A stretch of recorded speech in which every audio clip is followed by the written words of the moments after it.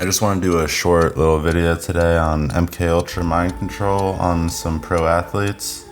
So I used to watch Pat McAfee's show online on YouTube or wherever he does it now. And he's a ex-punter in the NFL, and he was also the holder for Adam Vinatieri, who's like the most famous kicker.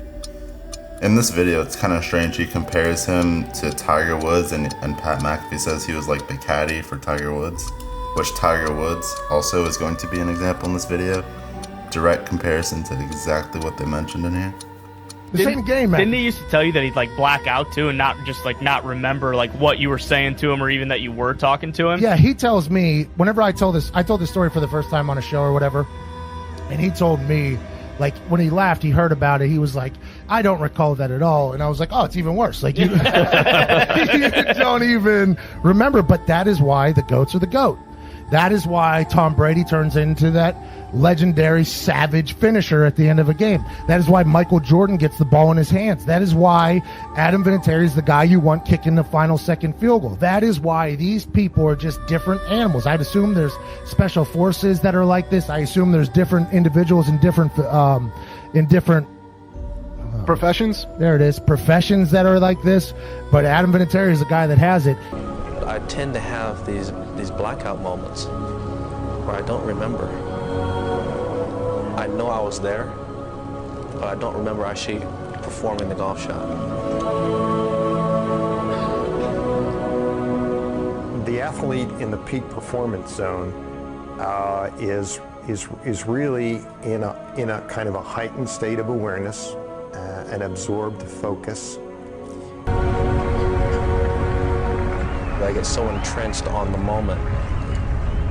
I guess my subconscious might take over. I don't know what the whole terminology is, but there are many putts or many shots where I don't remember hitting. I remember seeing the ball flight. I remember preparing for the shot, pulling the club out of the bag, and once I'm behind the ball, I'm walking in the shot, I don't remember until I see the ball leave. It's a weird thing. As a Green Beret in Vietnam, Tiger Woods' father, Earl, had witnessed PSYOPs, psychological operations, wiping soldiers' memories in order to send them into battle. All right, now walk out there.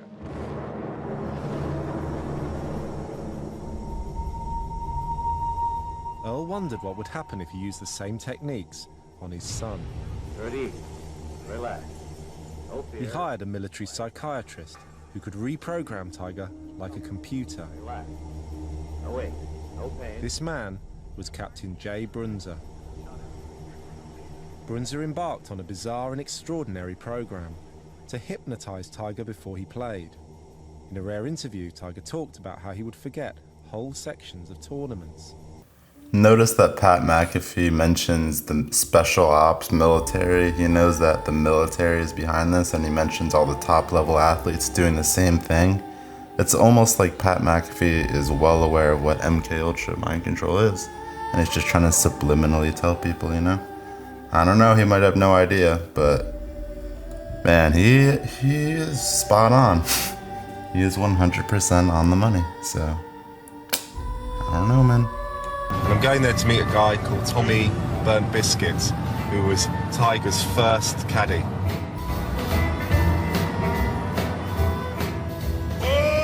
Tommy. Yes. I'm Jack. How you doing? Oh yeah. He had this Jay Brunzer guy. Jay was, I think Jay was the man. I don't know why Tiger got rid of it. This man had Tiger hitting shots. Like, oh, unbelievable. It was hypnotism. This kid would get his dad out there. Yeah. Like 30, 40 yards right there, pole. And he hit 2 and 3 irons around his head, over his head. Dead stand right there. Never would hit it. But that close. So he was hitting all around Earl? All around Earl. Without hitting him? Not hitting. So it's almost like throwing knives at the circus, Exactly. you know that? Exactly. Unbelievable. So that was Tiger Woods' old caddy talking about some things Tiger Woods does or has done in the past. Pretty crazy stuff. And now I'll play a longer clip from Pat McAfee's show, and you can see what's going on with Adam Vinatieri.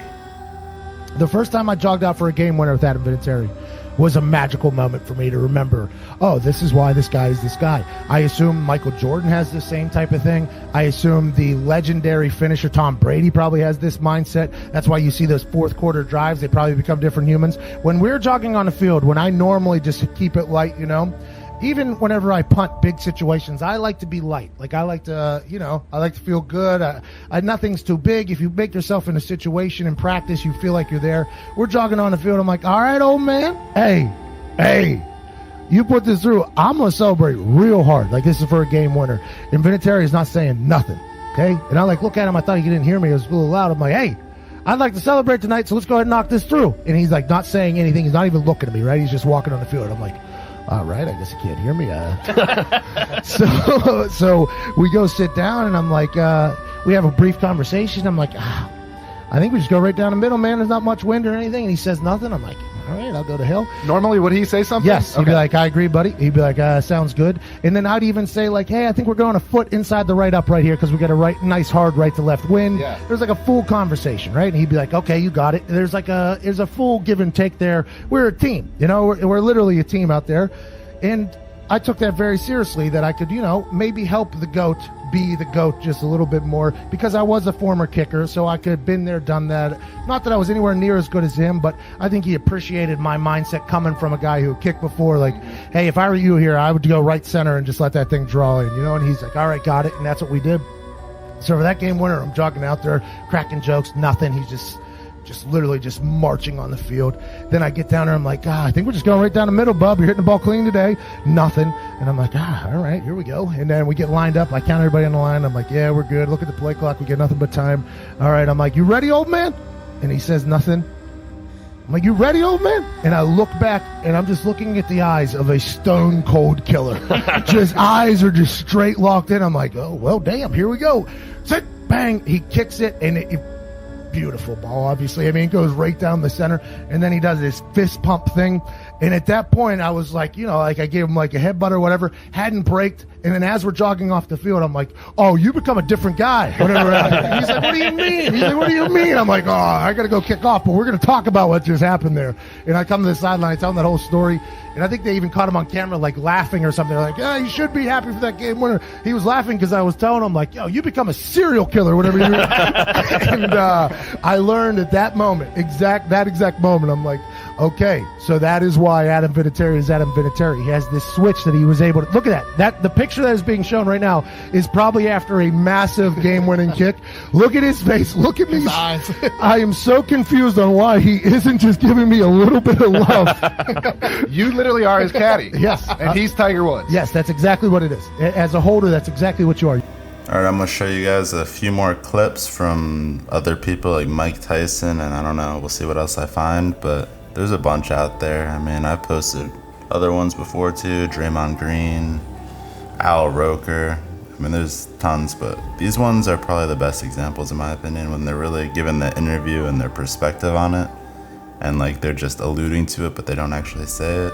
You were getting positive reinforcement from thinking like that for the first time in your life. Absolutely. Yeah. Never felt like that before. It was like taking a big drug, like a Lucy, just boom, it felt like you're the man. Then everybody's telling you you're great. Yeah. You know? For the first time in your life. Never understood that. And you know what else Custom Model used to do with me? He used to take me to a hypnotist. He was a hypnotist as well. Yeah, they used to go into the hypnotist motions. What kind of shit did they make you do? You know, how they do it?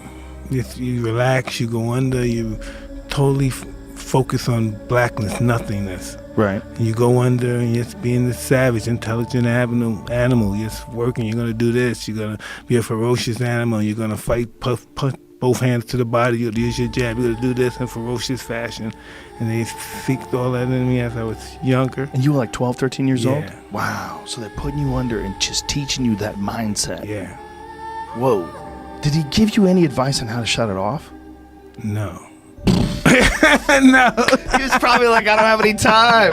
He was probably like, I don't have any time. The kid's 13. How old was Cuss at the time? He was like 70. So shit, there's no time.